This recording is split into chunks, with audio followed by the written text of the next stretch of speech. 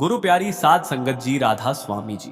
साध संगत जी, आप सभी से हाथ जोड़कर विनती है, कृपया इस चैनल को जरूर सब्सक्राइब कर लीजिए और कमेंट में राधा स्वामी जी जरूर लिख दीजिए। साथ साथ अपने शहर का नाम भी लिख दीजिए। संगत जी, आज की हमारी मंगलमय सत्संग बैठक में संत महात्माओं की कृपा से हम सभी एकत्र हुए हैं। जीवन की इस भागदौड़ में, इस नश्वर संसार के चक्कर में, यह सत्संग का पावन अवसर ही तो वह शांत स्थान है जहां हम अपनी रूह की आवाज सुन सकते हैं। पर प्रिय संगत जी, अक्सर देखा गया है कि जब हम इस रूहानी सफर पर निकलते हैं तो हमारा अपना ही मन, यह चंचल मन, कितनी ही नई नई बाधाएं, नई नई शंकाएं खड़ी ही कर देता है। आज ऐसी ही कुछ मार्मिक, कुछ मनोरंजक पर गहरी सीख देने वाली घटनाओं पर चर्चा करेंगे। ध्यान से सुनिएगा और अपने भीतर झांक कर देखिएगा। संगत जी, कुछ समय पहले की बात है। सत्संग बैठक में संगत के बीच से एक बहुत ही चश्मा पहने हुए दुबले पतले साधक भाई साहब खड़े हुए। वे हाथ में अपनी एक डायरी पकड़े हुए थे, मानो कोई महत्वपूर्ण कोड लिख रहे हों। उन्होंने बेडे ही मासूम, बड़े ही भोले अंदाज में प्रश्न किया को, बाबा जी, राधा स्वामी, मैं एक सॉफ्टवेयर इंजीनियर हूँ। मेरा सारा दिन कंप्यूटर के सामने और कोडिंग के बीच ही निकल जाता है। कल रात जब मैं सिमरन पर बैठा तो मेरा मन मुझसे कहने लगा, भाई तू इतनी मेहनत क्यों कर रहा है? तू एक ऐसा एआई बॉट या रोबोट क्यों नहीं बना लेता जो तेरी जगह रोज 2.5 घंटे बैठकर सिमरन करे और उसकी सारी रूहानी कमाई तेरे अकाउंट में ऑटोमेटिक ट्रांसफर हो जाए। वे हंसते हुए बोले, बाबा जी, क्या रूहानियत के क्षेत्र में भी हम आउटसोर्सिंग कर सकते हैं? क्या ऐसा कोई सॉफ्टवेयर आ सकता है जो मेरे सिमरन की अटेंडेंस सीधे मालिक के घर में लगा दे और मैं आराम से अपनी कोडिंग करता रहूं? संगत जी, अब बाबा जी यह सुनकर खिलखिलाकर हंस पड़ी। उनकी इस हंसी के साथ ही पूरी संगत में हंसी का एक जबरदस्त फव्वारा सा छूट गया। सबके चेहरे खिल उठे। फिर बाबा जी ने हंसते हंसते उस नौजवान की ओर देखा और बड़े प्यार से कहा, भाई साहब, आपने तो रूहानियत को भी गूगल और माइक्रोसॉफ्ट का ऑफिस समझ लिया है। यहां तो कोई प्रोजेक्ट मैनेजमेंट या ऑटोमेशन नहीं चलता। बाबा जी ने गंभीर होते हुए समझाया, बेटा, मालिक ने यह रूह और यह सांसें जो आपको दी हैं, इसकी कमाई भी आपको खुद ही करनी पड़ेगी। यह ऐसा ही है जैसे आप रोबोट को खाना खिलाएं और उम्मीद करें कि पेट आपका भर जाए। क्या हो सकता है? नहीं ना। भोजन का रस, उसका पोषण तो वही पाता है जो उसे खाता है। बाबा जी ने आगे कहा, यह जो आपका दिमाग नई नई कोडिंग, नई नई स्कीम ढूंढ रहा है, यह दरअसल सिमरन से बचने का एक डिजिटल बहाना है। मालिक के घर में न कोई शॉर्टकट चलता है, न कोई हैक। वहां तो सिर्फ आपकी मेहनत, आपकी लगन और आपकी टेडी डी डी हेप की प्रोग्रामिंग काम आती है। बाबा जी फिर मुस्कुराए। अगली बार जब आपका मन आई बॉट बनाने की सोचे तो उसे प्यार से कहना, भाई, मेरी रूह को किसी सॉफ्टवेयर की नहीं बल्कि उस अनहद शब्द की जरूरत है जो किसी कंप्यूटर के चिप्स में नहीं बल्कि मेरे ही भीतर, मेरे ही हृदय में बज रहा है। सुनो उस आवाज को। वही तुम्हारा असली कोड है, वही तुम्हारा सबसे बड़ा प्रोग्राम है। संगत जी, अभी यह हंसी का माहौल थमा ही था कि एक मध्यम आयु की बहन जी खड्डदती हुई। उनके चेहरे पर थोड़ थी झुंझलाहट और थोड़ थी बेबसी साफ झलक रही थी। उन्होंने कहा, बाबा जी, राधा स्वामी, मेरा सवाल मेरे परिवार के व्हाट्सएप ग्रुप को लेकर है। जैसे ही मैं सिमरन पर बैठती हूँ और आंखें बंद करती हूँ, मुझे नूर दिखने के बजाय मेरे फोन की नोटिफिकेशन टोन सुनाई देने लगती है। मेरा मन मुझे याद दिलाने लगता है कि अरे, उस रिश्तेदार ने ग्रुप में मेरी फोटो पर लाइक नहीं किया, या उस ननद ने मेरी बात का क्या जवाब दिया होगा। उन्होंने बड़े ही मजेदार अंदाज में पूछा, बाबा जी, क्या सिमरन के वक्त मन के इस व्हाट्सएप ग्रुप को डिलीट करने का कोई तरीका है? और क्या मालिक के घर में भी ऐसे ग्रुप होते हैं जहां हम अपनी रूहानी तरक्की की फोटो अपलोड कर सकें? बाबा जी यह सुनकर फिर से बहुत मजेदार तरीके से हंसे। उन्होंने समझाया, बेटी, यह जो व्हाट्सएप और सोशल मीडिया है, यह आज के समय का सबसे बड़ी टाटाडी डी डहा माया का जाल है। यह दुनिया की सबसे तेज चलने वाली नदी है जिसमें अगर तुम अपना ध्यान बांधोगे तो बह जाओगे। तुम्हारा मन दरअसल उन फालतू की चर्चाओं में इतना रस ले रहा है कि उसे नाम के सिमरन का अमृत रस फीका लग रहा है। बाबा जी ने सरल उपाय बताया, सिमरन पर बैठने से पहले अपने फोन को किसी दूसरे कमरे में म्यूट करके रख आइए और अपने मन को प्यार से समझाइए, भाई, 2.5 घंटे के लिए यह दुनिया मेरे बिना भी बहुत अच्छे से चल लेगी, तू चिंता मत कर। जब तुम अंदर के शब्द से, अंदर के प्रकाश से जुड़ोगी तो तुम्हें बाहर के इन मैसेज और लाइक की कोई परवाह ही नहीं रहेगी। बाबा जी हंसते हुए बोले, मालिक का जो ब्रॉडकास्ट ग्रुप है वह सिर्फ उन्हीं रूहों के लिए है जो बाहर का शोर बंद करके अंदर की सूक्ष्म आवाज सुनती हैं। इसलिए अपना इंटरनेट कनेक्शन बाहर से हटाकर अंदर की ओर जोत दिए, तभी सिग्नल क्लियर मिलेगा। तभी एक बुजुर्ग माता जी खड्डिदी हुई। उनके चेहरे पर एक विशेष भोलापन था। उन्होंने बहुत ही भावुक और मासूमियत भरे अंदाज में सवाल किया, बाबा जी, मेरा मन बहुत चंचल है। जब मैं भजन पर बैठती हूँ तो मुझे अपने मोहल्ले की सारी खबरें याद आने लगती हैं। कल तो हद हो गई बाबा जी। सिमरन के बीच में मेरा मन मुझसे पूछने लगा, अरे ओ, तुझे पता है कि पीडीडीडी डोसी की बहू ने कल कौन सी साड़ी पहनी थी? माता जी ने चिंतित स्वर में पूछा। बाबा जी, क्या मालिक को मेरी ये सांसारिक बातें सुनकर गुस्सा नहीं आता होगा? और क्या मुझे कोई सजा मिलेगी कि मैं सिमरन में पूडी डीडी डोसियों की बुराई सोच रही थी? बाबा जी यह सुनकर बहुत ही प्यार से हंसे। उन्होंने माता जी को बड़े करीब से निहारा, मानो एक मां अपने बच्चे को देख रही हो। बाबा जी बोले, माता जी, मालिक बहुत दयालु है। वह आपकी इन मासूम शरारतों पर गुस्सा नहीं बल्कि मुस्कुराता है। वह जानता है कि यह मन की पुरानी आदत है। सालों साल से यह मन कूदता, कचरा, गपशप, छोटी छोटी बातें इकट्ठा करता आया है। अब जब आप उसे एक जगह बैठाती हैं तो यह सारा कचरा बाहर निकलने लगता है। बाबा जी ने कोमल उपाय बताया, जब मन ऐसी बातें करे तो उसे डराओ मत, गुस्सा मत करो, बस प्यार से कहो, चल भाई अब बहुत बातें हो गई, अब जरा मालिक का नाम ले ले, थोड़ी देर चुपचाप बैठ जा। आप सिर्फ अपनी हाजिरी लगाइए, चाहे मन पिडिडिड डोसियों के घर जाए या बाजार जाए, आप अपना ध्यान न छोड़ दिए, बस बैठी रहिए। बाबा जी ने तसल्ली दी। धीरे धीरे यह मन थक जाएगा और जब इसे अंदर के रस, अंदर के शांति का स्वाद मिलने लगेगा तो यह साधी और पिडिडिड डोसी की बातें खुद ब खुद भूल जाएगा। मालिक को आपकी यह मासूमियत बहुत पसंद है, बस आप बैठना मत छोड़िए। इसी बीच एक युवा लद थकी खड्डदधी हुई जो प्रतियोगी परीक्षाओं की तैयारी कर रही थी। उसने गंभीरता से पूछा, बाबा जी, मेरा सारा दिन किताबों में निकल जाता है और जब मैं सिमरन पर बैठती हूँ तो मुझे सारे गणित के सूत्र और इतिहास की तारीखें याद आने लगती हैं। मुझे डर लगता है कि अगर मैं सिमरन में समय दूंगी तो कहीं मैं पढ़ाई में पिछड़ न जाऊं, फेल न हो जाऊं। क्या रूहानियत और पढ़ाई एक साथ चल सकते हैं? क्या सिमरन करने से मेरी याददाश्त कमजोर होगी या मेरा कीमती समय बर्बाद होगा? बाबा जी ने उसे बहुत ही पिता जैसे प्रेम के साथ देखा। उनकी आंखों में स्नेह झलक रहा था। मुस्कुराते हुए बोले, बेटा, सिमरन समय बर्बाद करना नहीं बल्कि समय को सबसे अच्छी जगह इन्वेस्ट करना है। सोचो, जब तुम सिमरन करती हो तो तुम्हारा मन शांत होता है, एकाग्र होता है। एक शांत और एकाग्र मन जो चीज 3 घंटे में पढ़ता वही चीज आधे घंटे में समझ और याद रख सकता है। बाबा जी ने जोर देकर कहा, सिमरन तुम्हारी बुद्धि को तेज करता है, तुम्हारी स्मरण शक्ति को बढ़ाता है और तुम्हारे भीतर के डर और तनाव को खत्म करता है। परीक्षा में तुम फेल नहीं होंगी बल्कि तुम्हारा आत्मविश्वास इतना बढ़ जाएगा कि तुम हर मुश्किल सवाल का हल ढूंढ लोगी। बाबा जी ने मजाक किया, मालिक को लीक हुआ पेपर नहीं पता, पर वह तुम्हें इतनी शक्ति और समझ जरूर दे देता है कि तुम खुद अपना रास्ता बना सको। उन्होंने सलाह दी, अपनी पढ़ाई पूरी ईमानदारी से करो और सिमरन को अपनी मेंटल डाइट समझो। जैसे शरीर के लिए भोजन जरूरी है वैसे ही दिमाग और रूह के लिए नाम सिमरन जरूरी है। दोनों को साथ लेकर चलो। तभी एक भाई साहब खड़े हुए जो स्वास्थ्यवर्धक और खाने पीने के शौकीन लग रहे थे। उन्होंने पूछा, बाबा जी, राधा स्वामी, मेरा मन कहता है कि सिमरन के लिए सादा और हल्का खाना जरूरी है, पर मुझे पिज्जा और बर्गर बहुत पसंद है। क्या अगर मैं पिज्जा खाकर सिमरन पर बैठूं तो क्या मेरी सूरत ऊपर चढ़ पाएगी या वह पिज्जा के बोझ से नीचे ही दबी रहेगी? बाबा जी यह सुनकर फिर से बहुत मजेदार अंदाज में हंसे। बोले, भाई साहब, आप तो भक्ति में भी फास्ट फूड ढूंढ रहे हैं। सुनो, खाना सिर्फ शरीर के लिए है, पर जैसा अन्न होता है वैसा ही मन होता है। भारी तामसिक भोजन शरीर को सुस्त और मन को भारी बना देता है। बाबा जी ने समझाया, अगर आप बहुत भारी खाना खाएंगे तो सिमरन में आपको सिर्फ नींद और आलस्य आएगा, एकाग्रता नहीं।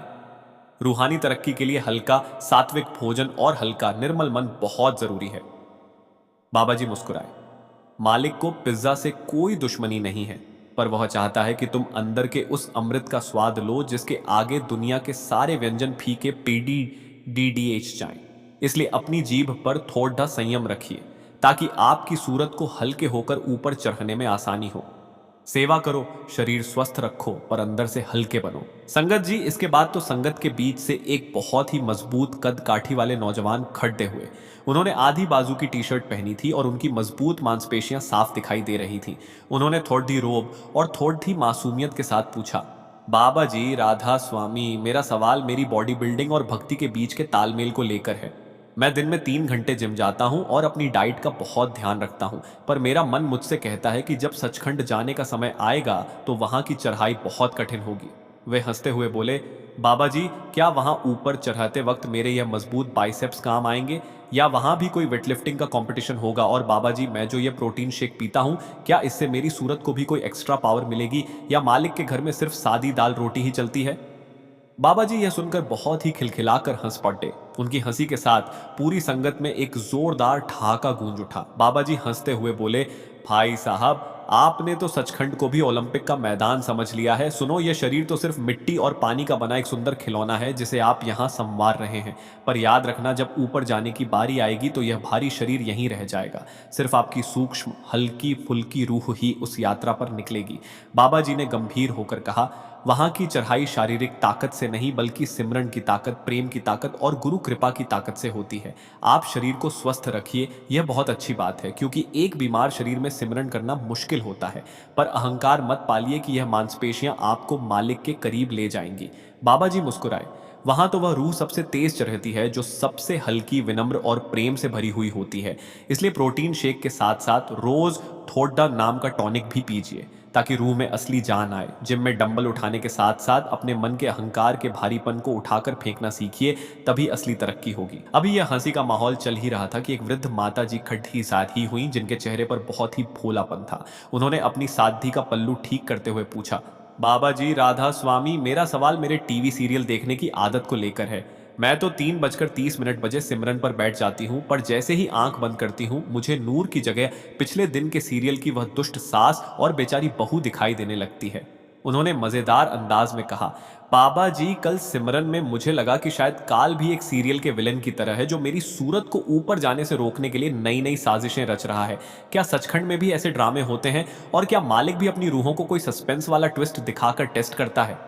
बाबा जी यह सुनकर हंसते हंसते लगभग दोहरे हो गए। उन्होंने प्यार से समझाया, माता जी, आपने तो मालिक को भी कोई फिल्म डायरेक्टर बना दिया।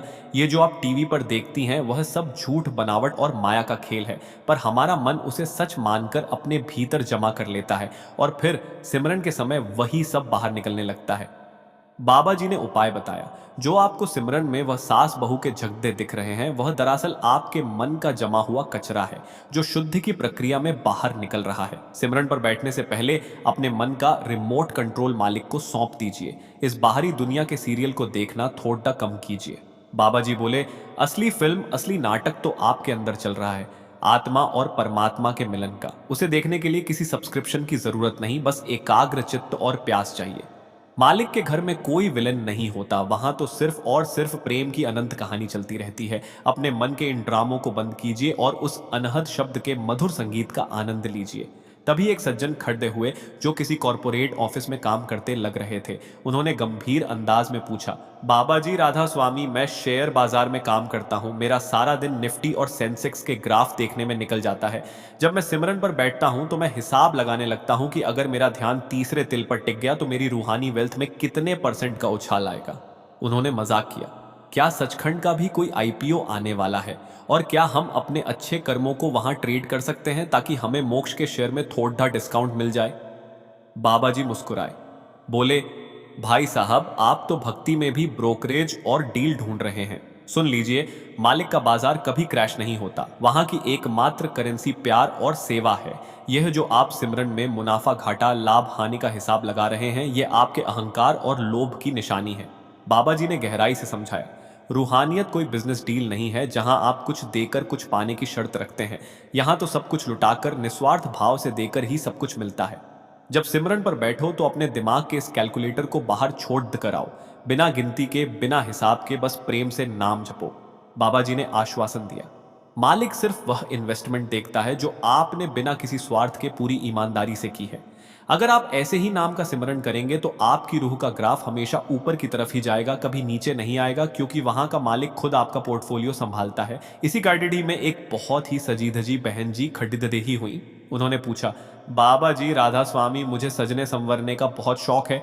लोग कहते हैं कि सत्संगी को बहुत सादा रहना चाहिए। बाबा जी, क्या अगर मैं सिमरन पर बैठते वक्त थोड़ा सा लिपस्टिक या काजल लगा लूं तो क्या मालिक मुझे पहचान नहीं पाएगा?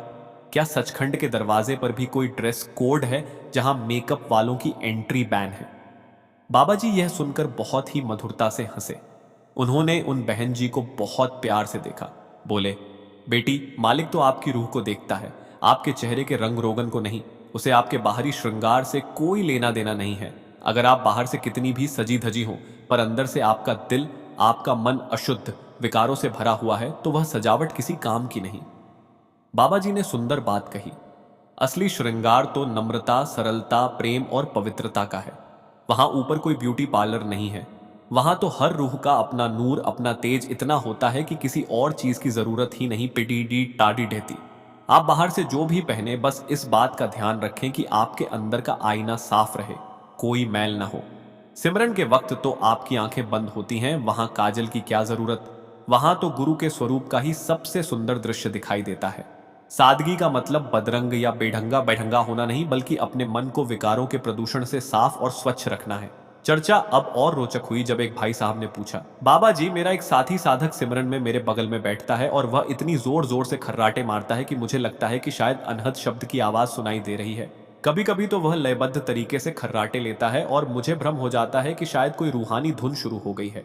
बाबा जी, क्या मुझे उसे जगाना चाहिए या यह सोचकर छोड़ देना चाहिए कि शायद उसे कोई गहरे ध्यान का अनुभव हो रहा है? बाबा जी यह सुनकर अपनी हंसी नहीं रोक पाए। पूरे पांडाल में ठहाकों का सैलाब आ गया। हंसी थमने पर बाबा जी बोले, भाई साहब, वह शब्द नहीं है, वह तो गहरी नींद और शरीर की थकान का चमत्कार है। सुनो, सिमरन में सो जाना सबसे बड़ी बाधाओं में से एक है, क्योंकि जब आप सो जाते हैं तो चेतना नीचे के चक्रों में चली जाती है, ऊपर की यात्रा रुक जाती है। बाबा जी ने सलाह दी, अगली बार जब आपका साथी खर्राटे ले तो उसे प्यार से धीरे से हिला दीजिए, ताकि वह भी जाग सके और आप भी अपनी एकाग्रता बनाए रख सके। मालिक के घर में खर्राटों के लिए कोई जगह नहीं है। वहां तो पूर्ण होश, जागृत चेतना और सजगता की जरूरत है। बाबा जी ने समझाया, मन बड़ा चालाक है। वह जैसे ही देखता है कि आप सिमरन पर बैठे हैं, वह आपको नींद की मधुर लोरी सुनाने लगता है, ताकि आप रूहानी कमाई न कर सकें। इसलिए सावधान और सजग होकर बैठना ही असली बहादुरी है। संगत जी, सत्संग की यह चर्चा अब गहराई की ओर बढ़ रही थी। बाबा जी ने सबको समझाया, जीवन में हंसी खुशी प्रसन्नता का होना बहुत जरूरी है, क्योंकि एक उदास भारी मन कभी मालिक से नहीं जुड़ सकता। आप अपने जीवन के हर पल को एक उत्सव की तरह जियो, पर याद रखो, उत्सव तभी सार्थक है जब उसकी जद्दें उस परमात्मा के नाम में जुद्धि हों।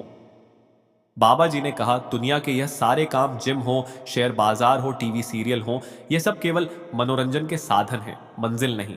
जिस तरह आप अपने शरीर, अपने व्यवसाय का ध्यान रखते हैं, उसी तरह, बल्कि उससे भी अधिक, अपनी अनमोल रूह का ख्याल रखिए। सिमरन कोई सजा नहीं है जिसे मजबूरी में किया जाए। यह तो अपने सच्चे प्रियतम, अपने सृष्टिकर्ता से मिलने का एक गुप्त, प्यारा और आनंददायक रास्ता है। आज की इस चर्चा में जो हंसी और आनंद मिला, उसे अपने साथ घर ले जाइए और अपने जीवन के हर कर्म में, हर रिश्ते में उस मालिक की याद को पिरोते चलिए। संगत जी, आगे सुनने से पहले एक बात और। अभी तभी संगत के बीच से एक बहुत ही वृद्ध सम्मानित सज्जन खड़े हुए। उनका सिर पूरी तरह सफेद हो चुका था, पर उनकी आंखों में बच्चों जैसी चमक और जिज्ञासा थी। उन्होंने मजेदार अंदाज में कहा, बाबा जी, राधा स्वामी, मैं अब रिटायर हो चुका हूं। मैंने सोचा था कि अब तो सारा समय सिमरन में ही बिताऊंगा, पर समस्या यह है कि जैसे ही मैं 3:30 सिमरन पर बैठता हूं, मेरा छोटा पोता मेरी पीठ पर चरच जाता है और मुझे घोद्दा घोद्दा बनाकर पूरे कमरे में घुमाने लगता है। बाबा जी, मेरी भक्ति तो राधा राधा के बजाय घोद्दा घोद्दा में बदल गई है। क्या मालिक को बुरा नहीं लगेगा कि मैं सिमरन के वक्त घोद्दा बना हुआ हूं? क्या इस सवारी वाली भक्ति का भी कोई रूहानी फल मिलेगा, या मुझे अपने पोते को सिमरन रूम से बाहर निकाल देना चाहिए? बाबा जी यह सुनकर बहुत जोर से हंसे। हंसते हंसते बोले, भाई साहब, आपने तो गुरु को ही अस्तबल का मालिक बना दिया है।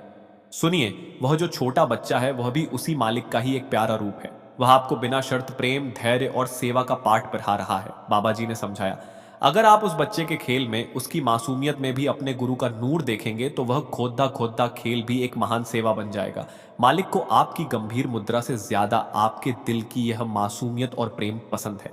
जब बच्चा सो जाए, तब आप एकांत में बैठकर सिमरन कर लीजिए, पर जब वह आपके पास आए तो उसे भरपूर प्यार दीजिए, क्योंकि निस्वार्थ प्रेम से बढ़दा कोई सिमरन नहीं है। रूहानियत का मतलब परिवार और समाज से कटना नहीं, बल्कि सबके बीच रहकर, सबसे प्रेम करते हुए भी अपनी टकटकी, अपना ध्यान मालिक से जोड़े रखना है। अभी हंसी की गूंज हवा में थी ही कि एक आधुनिक स्मार्टफोन हाथ में लिए एक युवती खड्डा से टिहीदाही हुई। उसने पूछा, बाबा जी, राधा स्वामी, मेरा काम दुनिया को अपनी जिंदगी दिखाना है। मैं एक ब्लॉगर हूं। मैं चाहती हूँ कि सचखंड के रास्ते का भी एक ट्रैवल ब्लॉग बनाऊं और अपने फॉलोअर्स को दिखाऊं कि अंदर का रास्ता कैसा दिखता है। क्या मुझे वहां कैमरा ले जाने की परमिशन मिलेगी? और बाबा जी, अगर मुझे वहां कोई अच्छा फिल्टर मिल जाए तो क्या मेरी रूह और भी ज्यादा चमकीली दिखेगी? बाबा जी यह सुनकर फिर मजेदार ढंग से हंसे। उन्होंने सिर हिलाते हुए कहा, बेटी, वहां ऊपर न कोई नेटवर्क आता है, न कोई सिग्नल, और वहां की खूबसूरती को कैद करने के लिए किसी लेंस की जरूरत नहीं पड़ी रहती, क्योंकि वह तो अनंत और अपार है। यह जो सोशल मीडिया की दुनिया है, यह तो सिर्फ परछाइयों का खेल है। असली रियलिटी, असली सौंदर्य तो आपके भीतर ही विद्यमान है। बाबा जी ने गंभीर सलाह दी, अपनी रूहानी कमाई, अपने आध्यात्मिक अनुभवों को प्राइवेट, पवित्र और गुप्त रखना सीखिए। इसे दुनिया के सामने नुमाइश मत बनाइए। जो रूहानी दौलत शोर मचाकर दिखावे के लिए बांटी जाती है, वह धीरे धीरे खत्म हो जाती है। अपने अंदर के उस अनहद शब्द को, उस दिव्य प्रकाश को ही अपना सबसे बड़ा फॉलोवर, अपना सबसे प्रिय साथी बना लीजिए। फिर आपको बाहर के लाइक, कमेंट और व्यूज की लालसा ही नहीं रहेगी। सचखंड में पहुंचकर तो आपकी रूह का अपना ही इतना नूर और तेज होगा कि किसी डिजिटल फिल्टर की जरूरत ही नहीं पड़ी रहेगी। तभी एक मध्यम आयु की श्रृंगारित वेशभूषा वाली बहन जी खड़ी हुई, जो सीधे किसी शादी समारोह से आई लग रही थी। उन्होंने कहा, बाबा जी, शादियों का सीजन चल रहा है। मुझे हर हफ्ते किसी न किसी पार्टी में जाना पड़ी देता है। वहां इतना शोर, इतनी चकाचौंध होती है कि मैं अपना सिमरन बिल्कुल भूल जाती हूँ। मेरा मन सिर्फ गहनों और साध्यों की मैचिंग में लगा रहता है। क्या ऐसी दुनियावी चकाचौंध में रहकर मेरी रूह काली तो नहीं पड़ी टेच जाएगी? क्या मुझे शादियों में जाना छोड़ लौटा ही देना चाहिए? कई करी तारसिम बाबा जी मुस्कुराए, बोले, बेटी, दुनिया छोड़ दहने की जरूरत नहीं है। सिर्फ अपनी नीयत, अपनी दृष्टि को बदलने की जरूरत है। आप शादियों में जाइए, खूब सजिए संवरिए, मगर अपने दिल के एक कोने में, एक गहरे कोने में उस मालिक की याद का दिया हमेशा जलता रहने दीजिए। जैसे एक माँ बाजार की भिड़ंत में खरीदारी करते हुए भी अपने बच्चे का हाथ कस कर पकड़े रहती है, वैसे ही आप दुनिया के सारे काम, सारे आयोजन करते हुए भी अपने गुरु का आध्यात्मिक हाथ थामे रखिए। बाबा जी ने कहा, यह गहने कपड़े तो यहीं रह जाने हैं। वहां ऊपर तो सिर्फ आपकी नेक नीयत, आपकी पवित्रता और आपके नाम के जप का ही जोधा देखा जाएगा। जब आप पार्टी के शोर में हो तो मन ही मन 5 पवित्र नामों का सिमरन करती रहिए। इससे आपके चारों ओर एक रूहानी सुरक्षा कवच बन जाएगा और दुनिया का रंग, दुनिया का प्रभाव आप पर नहीं चढ़ेगा। चर्चा का रुख अब और गंभीर हुआ जब एक सज्जन ने पूछा, बाबा जी, अक्सर लोग कहते हैं कि गुरु को हमारे सारे कर्मों, सारे विचारों का पता होता है। तो फिर क्या गुरु हमारी उन गलतियों, उन पापों को भी जानता है जो हमने अंधेरे में गुप्त रूप से की हैं? और क्या वह हमें कभी माफ करेगा? क्या उसकी कृपा हम पर बनी रहेगी? बाबा जी का चेहरा यह सुनकर करुणा और प्रेम से भर गया। उन्होंने गंभीर और कोमल स्वर में कहा, भाई, गुरु तो वह माँ है जो अपने बच्चे के शरीर की हर गंदगी, हर मैल को बिना घृणा किए प्यार से साफ कर देती है। मालिक गुरु आपकी गलतियों से ज्यादा आपके पछतावे, आपकी लज्जा और आपकी ताछप को देखता है। अगर आपसे कोई गलती हो गई है तो उसे छुपाकर पकड़ धकर मत बैठिए। उसके लिए मन में पश्चाताप का भाव लाइए और दोबारा वह गलती न करने का दृढ़ता संकल्प लीजिए। गुरु का प्यार, उसकी दया आपकी गलतियों से, आपके पापों से कहीं ज्यादा विशाल और गहरी है। बाबा जी ने आश्वस्त किया, जब आप सिमरन पर बैठते हैं और अपनी भूलों के लिए, अपने अंधकार के लिए सच्चे मन से रोते हैं, तो वही आंसू आपकी रूह के सारे दाग धब्बे धो देते हैं। गुरु कभी आपसे नफरत नहीं करता। वह तो बस इसी का इंतजार करता है कि कब आप अपनी बुराइयों का बोझ छोड़ देकर हल्के होकर उसके प्यार से भरे गले लग जाएं। सत्संग के बिल्कुल अंत में एक वृद्ध महिला ने, जिनकी आंखों में एक गहरा विश्वास और एक छोटा सा डर भी था, पूछा, बाबा जी, जब मेरी आखिरी सांस चलेगी, जब मैं इस शरीर को छोड़ दूंगी, तो क्या गुरु वाकई वहां आएंगे? मुझे बहुत डर लगता है कि कहीं मैं उस निर्णायक समय में आपको भूल न जाऊं, नाम भूल न जाऊं। बाबा जी ने उन्हें अत्यंत शांत, प्रेमपूर्ण और आश्वस्त करने वाली नजरों से देखा। एक क्षण की गहरी खामोशी के बाद वे बोले, माता जी, गुरु का वादा, उसकी प्रतिज्ञा कोई कागज का टुकड़ा नहीं है जो फट सकता है या खो सकता है। वह तो हृदय से हृदय का, आत्मा से परमात्मा का अनंत बंधन है। सुन लीजिए, जिस रूह ने एक बार नाम का पल्ला, गुरु का आश्रय पकड़ाई स्टापाई लिया है, उसे कभी किसी भी हाल में अकेला नहीं छोड़ता जाता। आप मुझे भूल सकती हैं क्योंकि मन चंचल है, पर मैं आपको कभी नहीं भूलूंगा। आप बस आज, इस पल, अपनी याद, अपनी भक्ति को मजबूत रखिए। आखिरी पड़िद्दा हाव पर, आखिरी सांस पर आपको संभालने की, आपको थामने की पूरी जिम्मेदारी मेरी है, आपके गुरु की है। बाबा जी मुस्कुराए, मौत तो सिर्फ एक पुराने जीर्ण शीर्ण घर को छोड़कर एक नए, दिव्य और सुंदर महल में प्रवेश करने जैसा है। और उस नए महल के द्वार पर उस पार ले जाने वाले पुल पर गुरु स्वयं हाथ फैलाए आपकी प्रतीक्षा कर रहा होता है। इतनी चिंता, इतना भय मत कीजिए। मालिक का पता बिल्कुल सही है और वह अपनी हर एक रूह को, अपने हर एक बच्चे को सुरक्षित घर पहुंचाना जानता है। संगत जी, बाबा जी ने हाथ जोड़ देकर पूरी संगत को आशीर्वाद दिया। उनका स्वर अत्यंत मधुर और दिव्य हो गया। प्यारी साध संगत जी, आज की यह चर्चा इसी विश्वास, इसी प्रेम और इसी हंसी खुशी के साथ विराम लेती है। याद रखिए, राह कठिन है, मन चंचल है, पर गुरु की कृपा अनंत और अथाह है। बस टूट टूट कर बैठते रहना, नाम का सुमिरन करते रहना और सेवा भाव से जीते रहना। बाकी सब उस परम पिता पर छोड़ देने ना। बांधते रहिए, कंचन चढ़ देना। ये वही सबका मालिक है, वही सबका रखवाला है। इसी भाव के साथ आप सभी को राधा स्वामी जी।